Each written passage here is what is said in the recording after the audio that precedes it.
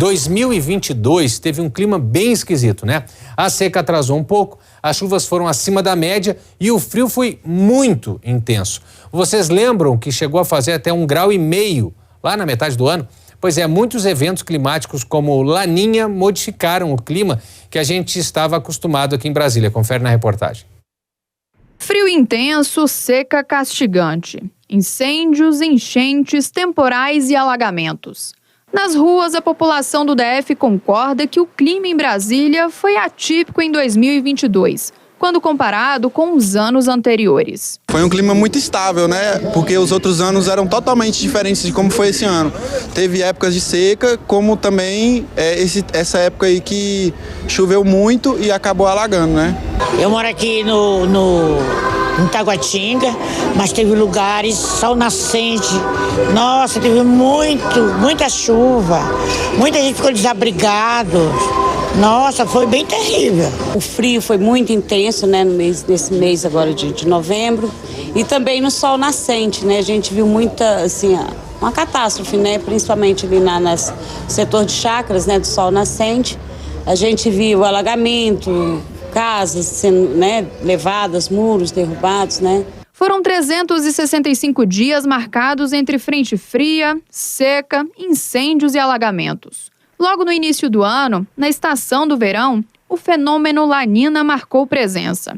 E segundo meteorologistas, há 3 anos, o acontecimento vem influenciando no clima da capital federal. Em eventos de Laninha, nós temos sim chuvas com uma maior quantidade quando comparado com a normal. Então, 2022 ele foi um ano assim atípico. Primeiro já começou a estação do verão, que começou sempre em dezembro e termina em março. De 2021 e 2022, já as chuvas ficaram acima da média. Tivemos muita chuva, já não estava acontecendo isso, a gente estava com um problema aí, principalmente em 2015, que foi um ano bastante seco. 2021 para 2022, o último verão, foi estabelecido que as chuvas ficaram aí em cima da média, que já estava na influência dele. Em maio, um fato marcante. O DF registrou a menor temperatura histórica desde 1963. Os termômetros marcaram 1,4 graus. Mas, por causa do vento, a sensação térmica era bem menor. Levou cerca de 8, 9 dias aqui no nosso Distrito Federal e foi uma das ondas de frio mais atenuantes quando a gente compara com as demais, que teve mais 2 em agosto, mas não foi tão significativa como foi em maio. E entre maio e junho, um outro fato histórico. Com o início do período da estiagem no Distrito Federal, foram registrados 133 dias sem chuva na capital federal. Dados divulgados pelo Instituto Nacional de Meteorologia mostram que 2022 foi o 3º ano mais seco no DF. Ficamos agosto, junho e julho praticamente sem chuvas.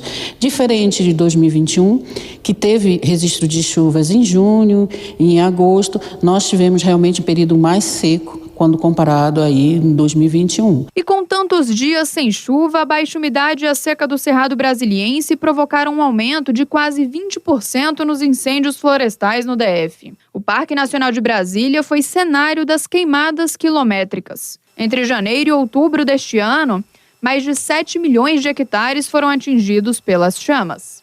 E em setembro, outra mudança que afetou a vida de muita gente. As primeiras chuvas começaram e, com elas, alagamentos e enxurradas causaram transtornos a muitas famílias em várias regiões do DF. Logo no começo do período chuvoso, foram 21 dias com temporais todos os dias, totalizando 442 milímetros, o que representou 75% da média histórica. Em termos de climatologia, setembro, você sai de um mês de agosto, que é de 16 milímetros, e vai para setembro, que é cerca de 39 milímetros, outubro você já ultrapassa os 100 milímetros.